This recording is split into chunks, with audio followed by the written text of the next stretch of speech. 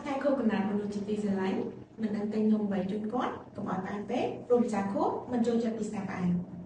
អស់បារម្ភភូមិរ៉េនខេកជួយបានព្រោះពួកយើងបានយកចិត្តទុកដាក់ក៏ដូចជារៀបចំនៅបង្អែមខ្មែរដែលមានរសជាតិឆ្ងាញ់មិនផ្អែមពេកពិសាបានគ្រប់វ័យនៅក្នុងថ្ងៃខួបកំណើតរបស់លោកអ្នកសម្រាប់បង្អែមខ្មែររបស់យើងគឺមានរាប់សិបមុខបច្ចុប្បន្ននេះបង្អែមខ្មែរត្រូវបានពួកយើងជីកកង្កែងនិងកែច្នៃឲ្យកាន់តែមានភាពល្បីល្បាញឆ្លៀតនៅក្នុងឱកាសនេះពួកយើងសូមណែនាំប៉ុន្មានម៉ូដសម្រាប់ពុកម៉ែបងប្អូនទាំងអស់គ្នាសម្រាប់ម៉ូដទី1គឺពួកយើងជ្រើសរើសប្រភេទចង្អេរបែបមានជើងទម្រក៏ដូចជាជួយដល់ផលិតផលកសិករនៅក្នុងស្រុកជាមួយនឹងការតុបតែងបង្អែមយ៉ាងមានភាពច្នៃប្រឌិតសម្រាប់ម៉ូដទី2បង្អែមនៅក្នុងការនីមួយៗសុទ្ធសឹងតែច្នៃនិងរៀបចំជាមួយនឹងការតុបតែងបែបយុវវ័យស័ក្តិសមជាមួយនឹងមនុស្សជាទីស្រឡាញ់របស់អ្នក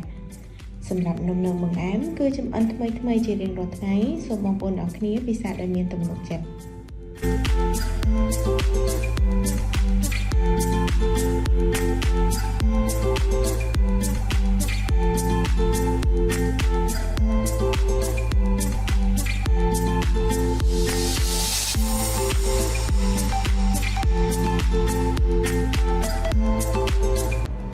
ដាក់ចូលមួយយើងតាមរយៈ Facebook Page ឬក៏ Link ទូរស័ព្ទដែលបានដាក់ជូននៅខាងលើអរគុណច្រើនជម្រាបលា